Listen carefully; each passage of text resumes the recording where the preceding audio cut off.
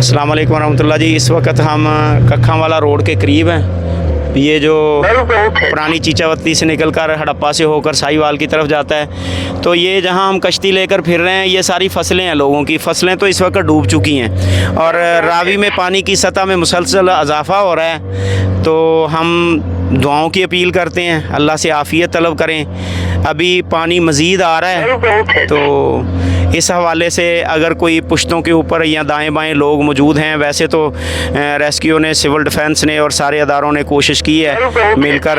पाकिस्तान मरकज़ी मुस्लिम लीग शोबा खिदमत खल्क भी लगा हुआ है, सारे ही लगे हुए हैं। तो अल्लाह से आफ़ियत तलब करनी चाहिए।